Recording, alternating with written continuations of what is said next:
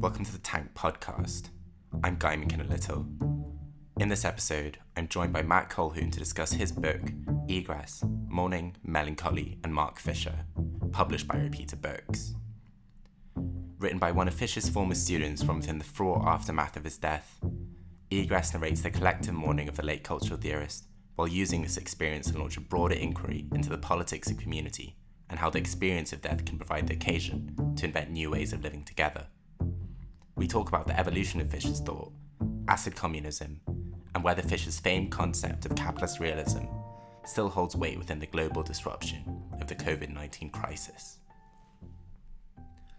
So I thought one place to begin might be, you begin the book by setting out this distinction between Mark Fisher, the person, and then what you describe as the Fisher function, which kind of refers to the sort of the force of his ideas beyond himself, or how they circulate in a way that becomes quite impersonal, or kind of has an existence above and beyond just this individual person's presence or absence. And I think it would be really great to start off if you could just say a bit about what's at play in that distinction. Yeah, it's a strange thing, really. I think it's one of the things that people recognize most readily in Mark's work, maybe without necessarily thinking about it. A lot of his more personal writings kind of transcend himself, like really explicitly. He sort of uses his own experience to speak to something much larger than that. And I think, so the Fisher function being a term coined by Robin Mackay kind of made that really explicit, I think, in a lot of people's minds right after Mark died, as if that was something that was something lost beyond his simple like personhood. It was like his effect on the world. That's true of when anyone dies, but the way that Mark wrote and sort of interacted with the world, it made it sort of all the more explicit and all the more shocking. You see that online, everyone sort of talks about what would Mark Fisher write about now, and but again, I guess beyond that, it's what would his writing do now. Everyone wants to read it because they kind of want the effect of his writing. They want that hope, and they want that reassurance, and also that kind of to be fired up by his take on things, on the present moment. Totally. I mean, I've seen so many people saying things on Twitter in the past couple of weeks like, oh, there goes capitalist realism, or capitalist realism is over. And what's sort of glaringly absent within all those takes is what Mark's own opinion might actually have been, and whether it would align with them in any way at all. But what I found really interesting in what you're just saying now is how within the book itself there's also that movement from the kind of the particular and almost autobiographical to something that's much more sort of general and universal, where you're exploring these kind of broader philosophical concepts or kind of principles for how to sort of like live together or kind of build community as occasioned by mourning. And I wondered if you could sort of say a bit how you kind of navigate that movement from the very sort of particular circumstances of mourning Mark's passing to this much more kind of universal abstract inquiry, and how you sort of navigate that movement without sort of failing to do justice to one or the other. I guess it was the result of thinking about that tension really explicitly, the tension of like the Fisher function. I guess it's on my part, Mark never really talked about this explicitly, at least not as often as I do in this book and elsewhere. But it's like just it's like a weirdly existential angst of when you have an experience like grief in particular. I feel like there's sort of the cliches of everyone goes through it in their own way and whatever else, but it's the truth of that is quite traumatic in a way, even beyond the initial experience of loss. The trying to especially in a community, to balance out how you're dealing with something compared to how someone else is dealing with something. And just the whole way through writing this book, I was very aware of that this is. I'm still sort of feel quite uncomfortable with putting my name on something that is so collective. And I feel like everyone that's been involved in the book's sort of gestation, just by being present, has kind of been aware of that and really welcome to talking about it and seeing that function be sort of carried out openly. The part of the book that's sort of left out, or part of the experience that's left out of the book rather, was whilst I was a student at Goldsmiths, I was taking this class on ethics.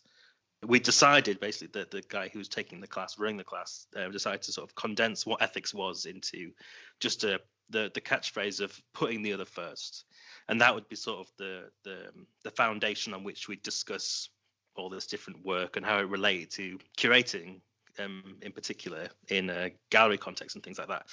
And I just found that notion really, it was so simple, but it was so the stakes of that were so high. For Mark's death to then really put that into focus, that was just this massive ungrounding. And it's something that I think a lot of people have been writing about more recently. Like, I think starting the book in 2017 was sort of the same year that like Maggie Nelson's The Argonauts came out. And I feel like that's another, not to dare to compare the two, but I feel like that's what I found really inspiring in that book, is her way of doing that. Seeing how these two very personal and very individual experiences kind of can fit together, and the friction that amounts from that can be like fraught and upsetting, but it can also be like productive.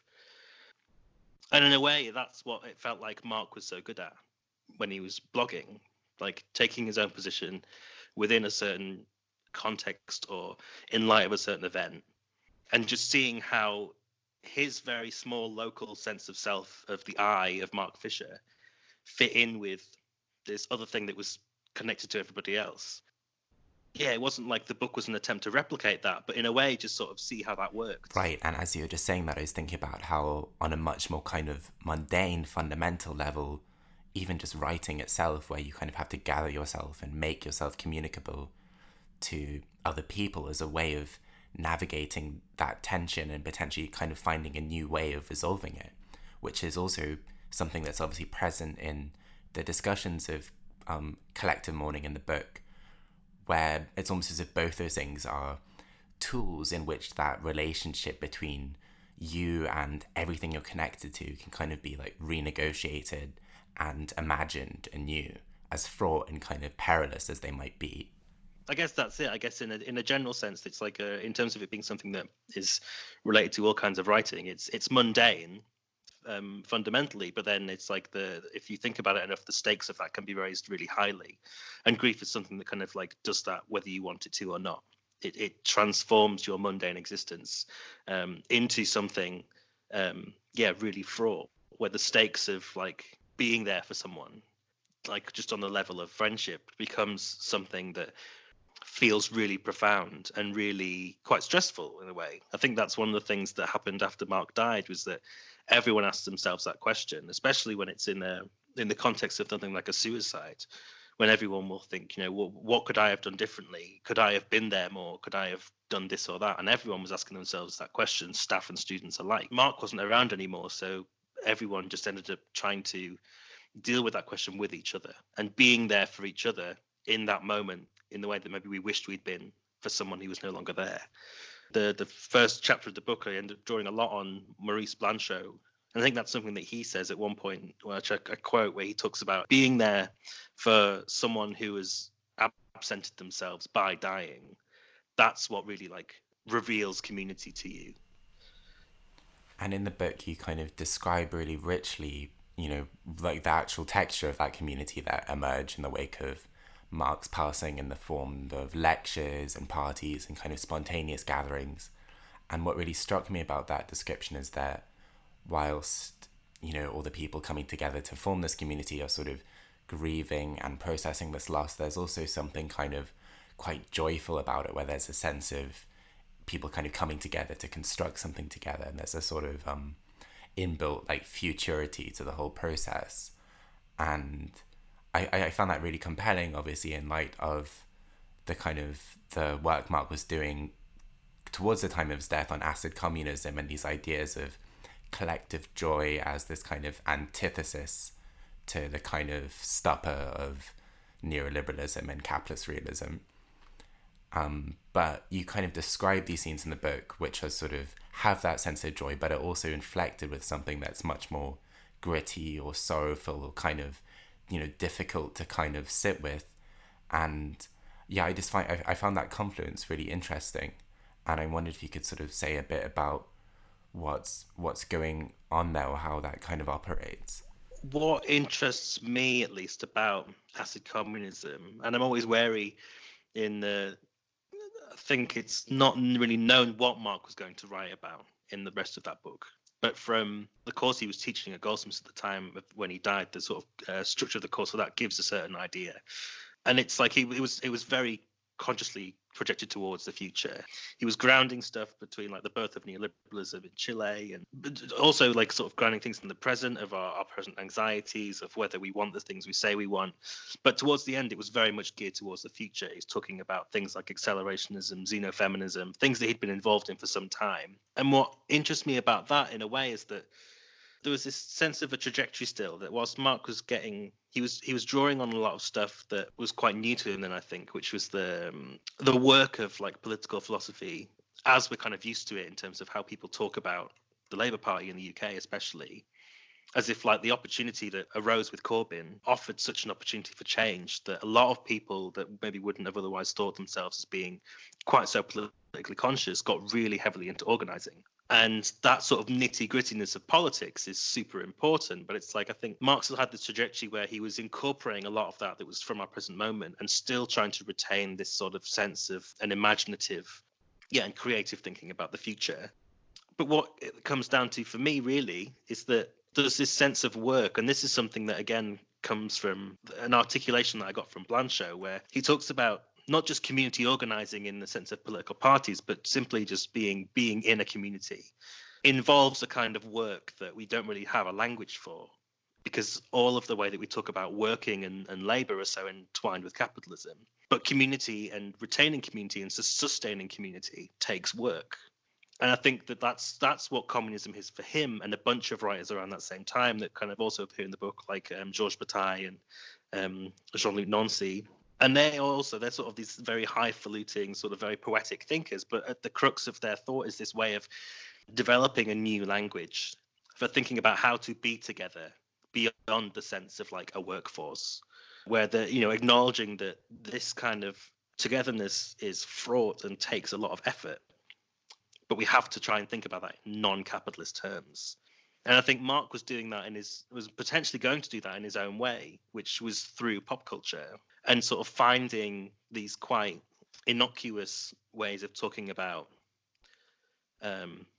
being together, coming together, getting together. The sort of the kind of like message that's so innocuous and so prevalent within like a lot of 60s, 70s psychedelia, but that is sort of talking to this other sense that's gets shut off like immediately just because of, I guess, the fraudness of that time. And Mark was probably going to do a lot more work in sort of developing where that went. But it's sort of like, well, if we don't have Mark, how can we actually just get under the hood of what Mark was maybe trying to do and maybe, recreate it for ourselves? How can we sort of get to those stakes in a way that maybe he was potentially thinking about implicitly and making them more explicit? I think the worst thing that Mark would have wanted was to everyone put the impetus on him as like this sort of Christ-like figure to lead us out of our drudgery. It's like the Fisher function is something that we can all take up. It's just sort of it's understanding Mark's way of thinking and thinking for ourselves in like a similar way, or in a way that can potentially have those same repercussions and those same revelations for like the people in our midst. I was lucky enough to speak last year with Eric Davis about his terrific book High Weirdness, which is kind of an account of the visionary, like sort of almost religious experiences of people like Terence McKenna and the sort of 70s counterculture more broadly.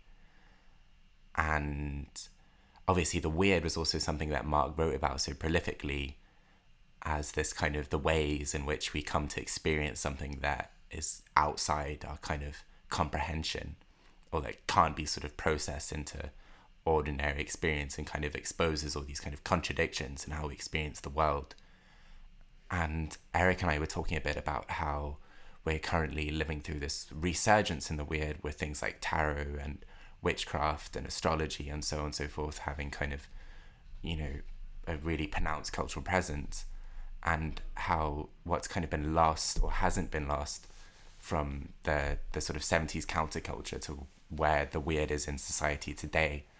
And what he was talking about was how, 40, 40, 50 years ago, you'd have to go somewhere to find out about this stuff. You'd have to kind of follow a guru or kind of, take the instructions on some weird pamphlet to some like dimly lit basement somewhere in San Francisco to get access to this kind of weird knowledge. Whereas now it's kind of, it's as simple as just saying like, you're a witch, and then you're a witch. I think it's the crux of that is how like easy it is, right? It's kind of like to say you're a witch is just, it takes nothing. It's kind of it's mundane. It's so everyday, but it's also like it's in that sense it's like smuggling that sort of thing in. It's so accessible. You don't have to have that sort of weird induction. The weird is at your fingertips. And I think for Mark, that's certainly true of this sort of resurgence in weird practices in that kind of positivized sense. But I always also think of the way that in Weird and Eerie, he quotes Marky Smith in The Fall from the single Totally Wired. And there's a line that's like, you don't have to be weird to be weird.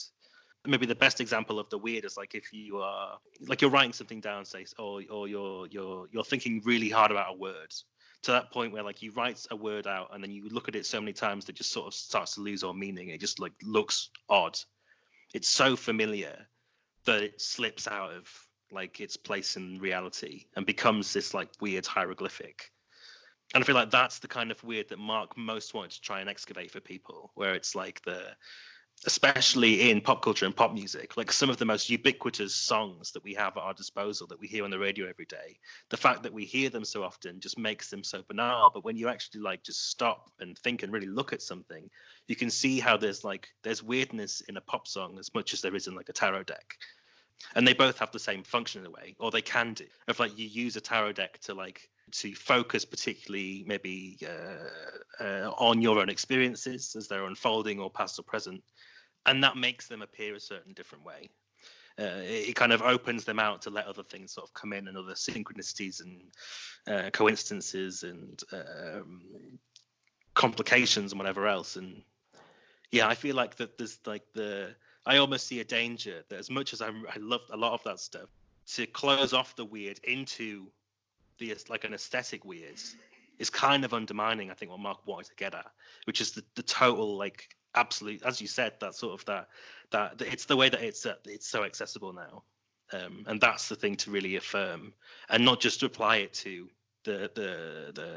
to witchcraft in a really kind of like quite paradoxically traditional sense, but like the witchcraft that's available to you within your own head.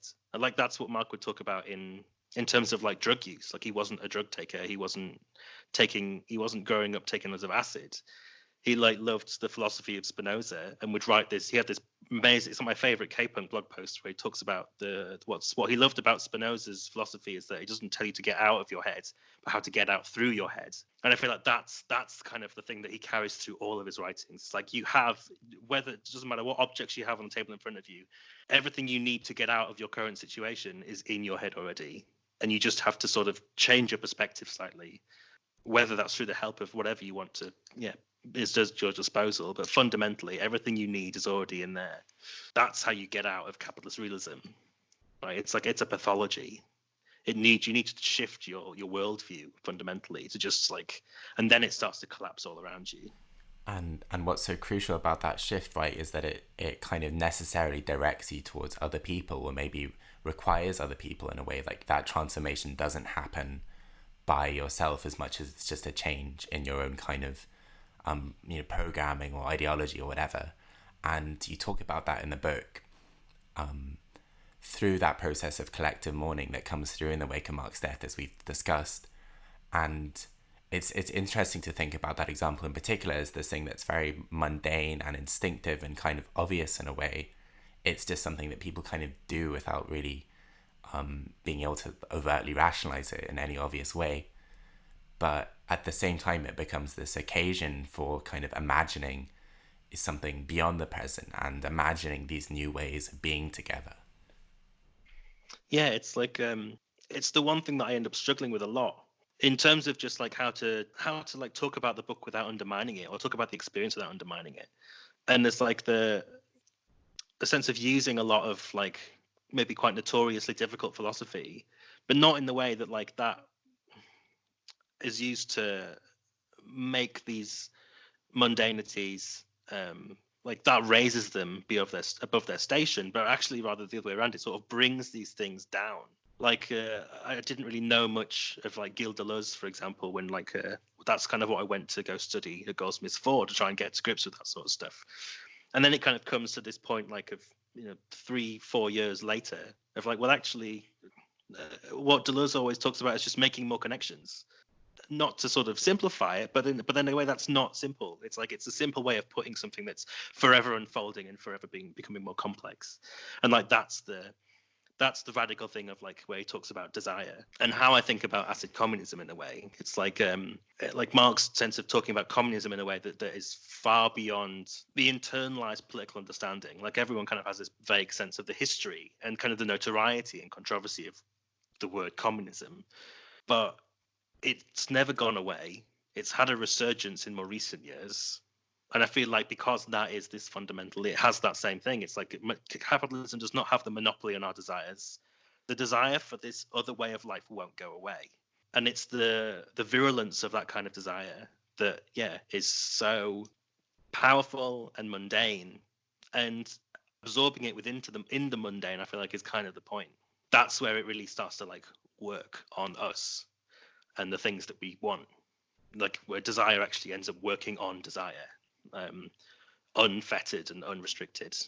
The expectations of like capitalist realism as like an oppressive, blinkered way of looking at the world. Exactly, and I think that way of thinking, or thinking those two things together, feels kind of more urgent and necessary than ever. Where, I mean, I'm just thinking about the ways our kind of like ordinary life has been totally transformed by the kind of coronavirus pandemic in the past couple of weeks or months, depending on where you are.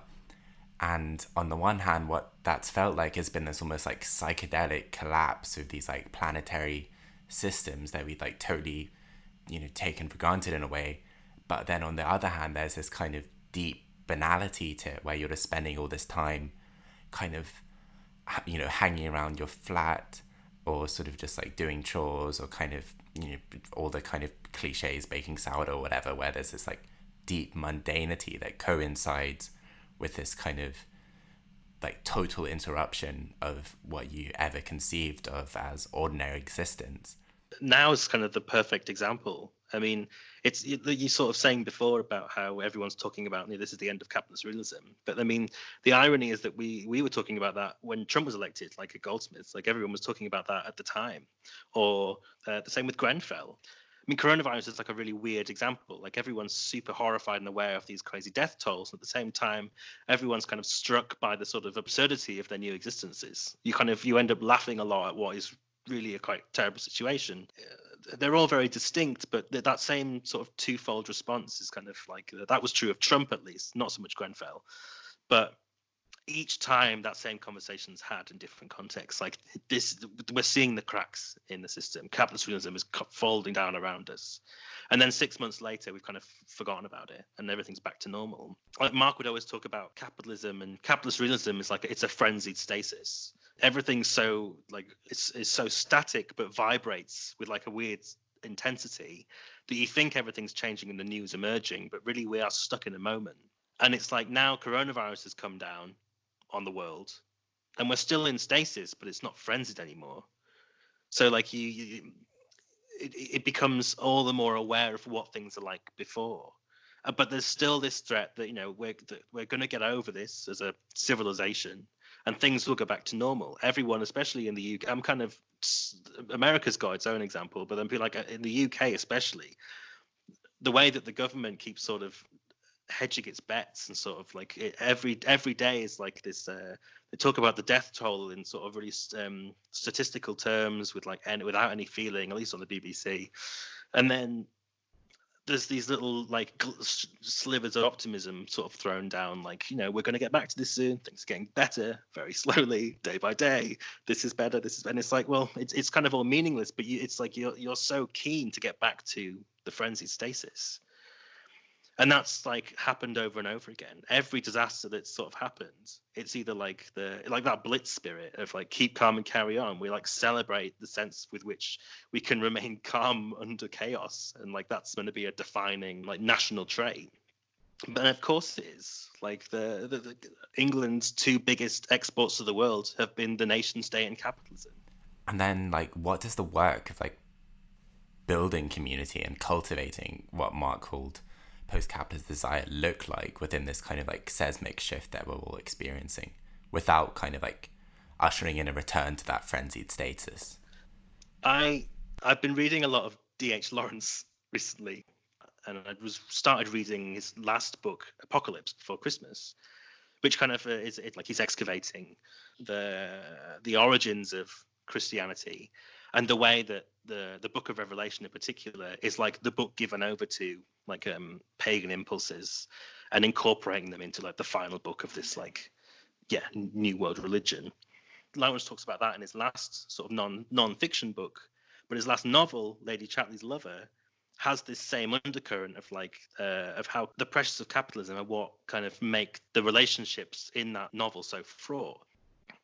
And how that relates to the coronavirus, I was not really sure. I was kind of writing this essay whilst all of this unfolded. But I feel like there's this something in there where it's this tension between, on the one hand, the bourgeoisie feel like they're pressured to enter into this like homogenous social mass, and then the working class is sort of seen as like this pressure to deny their individuality.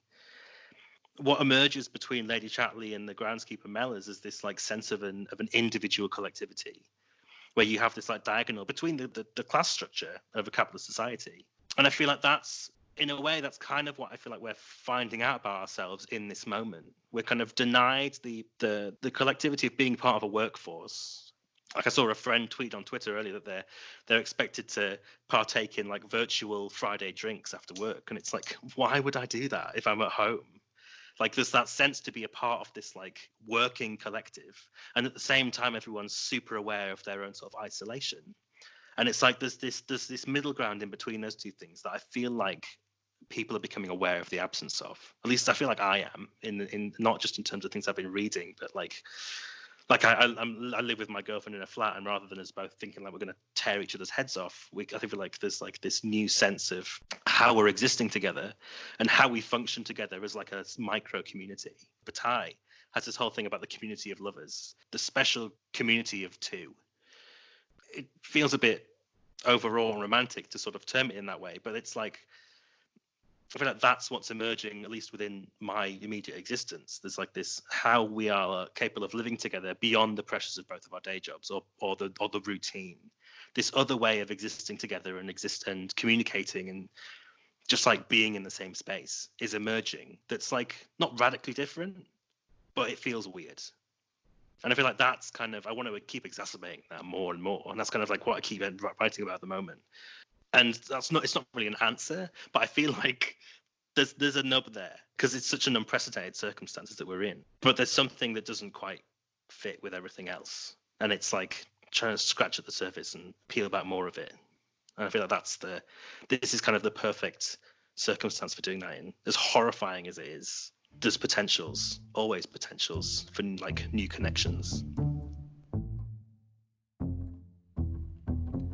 To hear more podcasts from Tank, you can subscribe on all major podcast platforms or follow us on SoundCloud. The theme music for this podcast is taken from Waiting Games by Kate Simcoe and the London Electronic Orchestra.